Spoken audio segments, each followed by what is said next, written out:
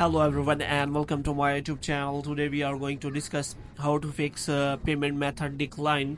So if you have tried to purchase something on App Store or anything like that and you see this error, payment method decline, type to continue to sign in and then update your billing info, then how you can fix that. For this, what you have to do, you have to simply watch this video completely.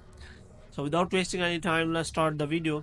So first of all, the solution of the problem is in the picture, which is as that you have to simply update your billing info. So you have to make sure that you have provided a correct payment method, and you have to simply make sure that you have provided all the details correctly in payment method. And if you have not provided the payment method correctly, then this payment method declined option will appear and this error will be available. So how you can fix that?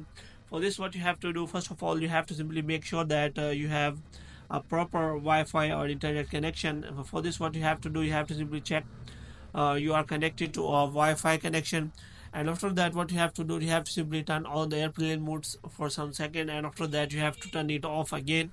And here what you have to do, you have your Wi-Fi or internet connection will be restarted. And the next thing you have to do, you have to simply go to settings, and after that you have to simply go to general here. And after going into general, you have to simply click on transfer reset iPhone. So here what you have to do, you have to simply click on reset, and you have to simply reset your network setting, and after that you have to also reset your location and privacy. And after resetting your location and privacy, you have to simply go back, and after that what you have to do, you have to simply click on your name or Apple ID, and after that you have to click on media and purchases, and after that you have to click on view account, and after that you have to wait for some second so that a new kind of interface is available. And here you can simply see that the manage payments option is available, so you have to simply click on that, and after that you have to simply update your payment method, and you have to provide all the payments methods correctly, so that this kind of error will not occur again. And if you provide incorrect payment method, then this kind of error will occur again.